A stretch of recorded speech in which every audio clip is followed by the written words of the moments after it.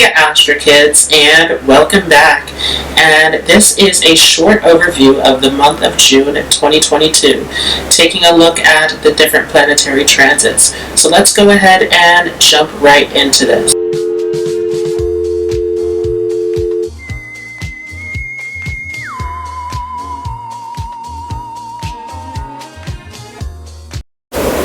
So up on the screen here is the chart of the transits coming up here in the month of June. And we will start off with Mercury stationing direct on the 3rd. And keep in mind that Mercury is still going to be going through a post-shadow. So we are slowly making our way out of this Mercury retrograde. But this has been a big Mercury retrograde, as it has been in the sign of Taurus here in the nakshatra of Rohini, which has everything to do with business, commerce, negotiation, deals, anything that is dealing with your creative process, especially for those who are entrepreneurs, anything along the lines of your speech, because Taurus is related to the throat, and anything that is dealing with hospitality. So this has been a big time in terms of money and business with this Mercury retrograde for some of us. Some areas in business going haywire, some things that we need to take our time as far as negotiations and deals go.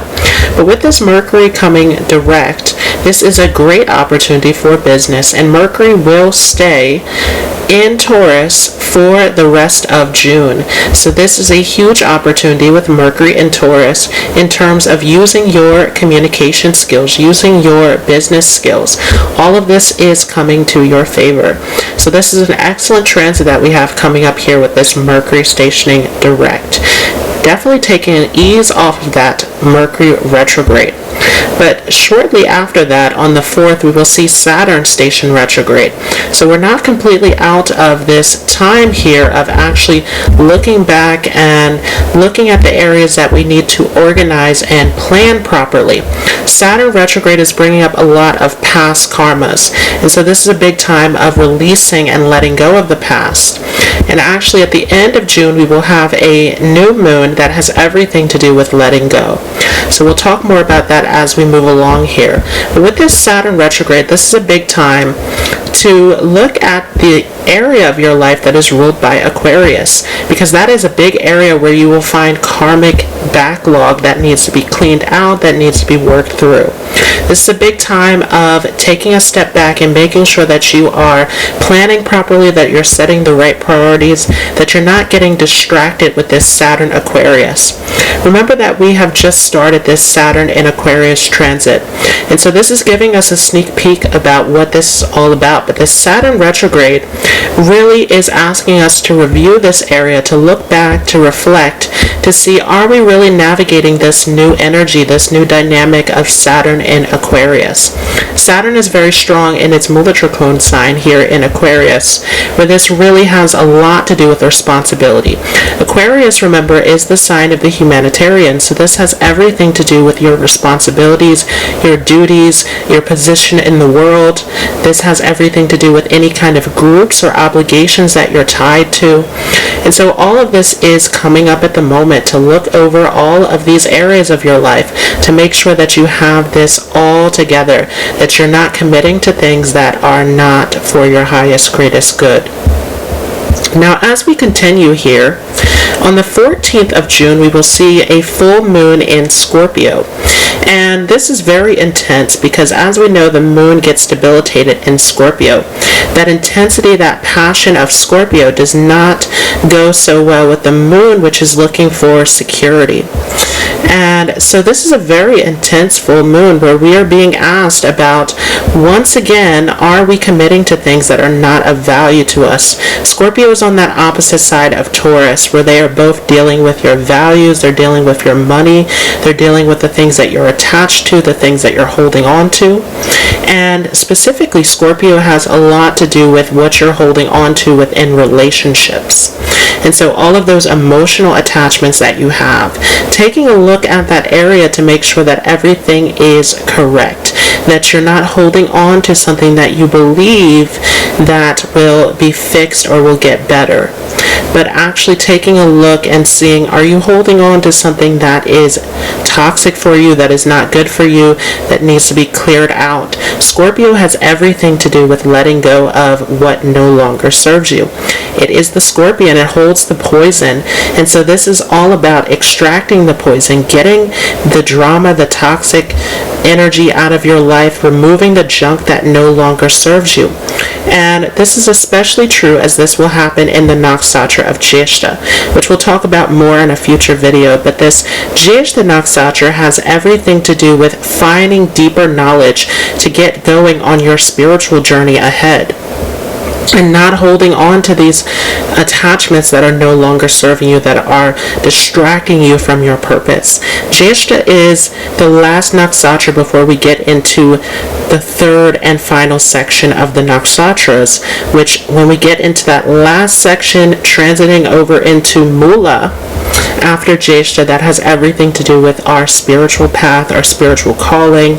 And so Jyeshta is that last nakshatra that has everything to do with asking bigger questions, seeking out the deeper answers, going to the root of everything, learning, researching, understanding on a deeper level. This very inquisitive energy has everything to do with looking at where you are in your life and asking those deeper questions of, are these attachments really serving you? Is this really your correct place that you're in? Are you attached to the right things? Or is there something here that needs to be cleaned out, that needs to be removed, and something where you need to step into a new domain within your life? And shortly after that, on the 15th, we will see the Sun shift ahead into Gemini. So Sun has been here in Taurus, where the focus has been a lot on business, on money, on resources, on family, security, things that we are holding on to. But as we move ahead into Gemini, this is a zone of exploring, of connecting, of moving ahead into the future with what you want to do with your life. And so this energy is changing significantly here as we are shifting ahead into the summer season, where there is a lot of vibrant energy that's coming in with this Sun in Gemini. Remember that Gemini is a very restless energy, very changeable, and we have the Sun, which is very much fixed and aligned with our soul calling, our purpose. And so there's a little bit of a difficulty here as the Sun comes into Gemini. Where are you getting distracted by things that aren't for you? Again, this whole theme is going to come up here in the month of June. Where are we holding on to attachments that don't serve us? Are we committing to things that are not for us? Or are we going ahead with our path in life? We will see Venus enter into the sign of Taurus here on the 17th. Venus loves being in Taurus as it is its home sign. And so as Venus comes here into Taurus, this is a great time for socializing. This is a great time for making connections, especially when it relates to business and opportunities in acquiring wealth. Once again, this Taurus energy is related to money, and this is especially true in anything that has to do with entrepreneurship, anything that has to do with using your speech, using your artistic talents to your advantage at this time. Taurus is related to the throat, so any kind of singing, acting, any kind of public speaking, this is all connected to this Venus in Taurus. And this is also a very hospitable energy. So for those of you who are working in careers that have to do with helping others, providing a service, this all is a great time with this Venus Taurus and Mercury Taurus that we will see here. As we move ahead, on the 26th, we will see Mars enter into Aries. Mars also loves being here in the sign of Aries. It is its Mula-Trikona sign, its strongest home. So Mars loves being here in Aries. And after coming out of that Pisces zone, where it was a little bit more geared towards spirituality and empathy and a little bit softer, this is a huge time where the energy is going to start to speed up. As Mars comes into Aries, we see this fast fast-paced energy of moving towards our goals, of getting things done. So for those of you who have been feeling tired, who have been feeling sluggish, who have been feeling these major blocks, this is a time here where Mars comes into Aries and everything starts to speed ahead. So this is definitely a great time to put your energy, to focus your energy into what you want to do in life. This passion, this energy, this drive coming up here at the end of June is a great opportunity. Now we will also see on the 28th here that Neptune will station retrograde. And so this is definitely a time to assess your spiritual life and your direction. Are there things that are clouding your judgment at this time? Are you getting distracted? Again, we have this Neptune happening in Pisces, where this is looking for you to move towards your spiritual path, your higher path, to move to something that is more meaningful. On the 28th, we will also see a new moon, and this is a major event of letting go. We will see this in Ardra, which is the nakshatra that has everything to do with crying and letting go. It is the star of sorrow. And as we know, Ardra has the power to make efforts. And so it is all about letting go of your pain, letting go of the past, letting go of the things that no longer serve you so that you can gain the strength to push ahead. So this is a major new moon that is bringing us into a space of empowerment where we can strive forward here. But this has everything to do with letting go. You can't move into this new space if you are holding on to anything from the past.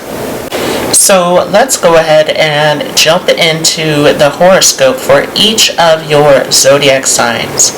And just a quick disclaimer, I am using Vedic Astrology, which is using the sidereal zodiac. So if you are coming from Western tropical astrology, this will not work for you. There is a calculator down below in the description where you can get your accurate information. Another disclaimer is that this horoscope is not going to go by your sun sign. This is going to be according to your ascendant or moon sign. The ascendant tells us the direction of our life, how all the karmic lessons and patterns will play out for us.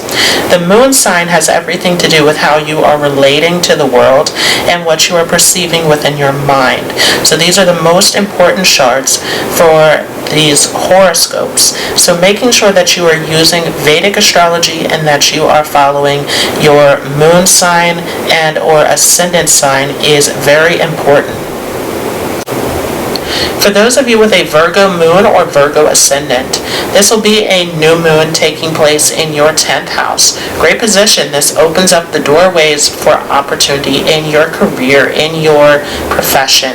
Whatever kind of responsibilities you're taking on, this can open up the doorways to new responsibilities for those of you with a Virgo moon, Virgo ascendant. Of course, this is especially true because the moon controls your 11th house of gains and opportunities.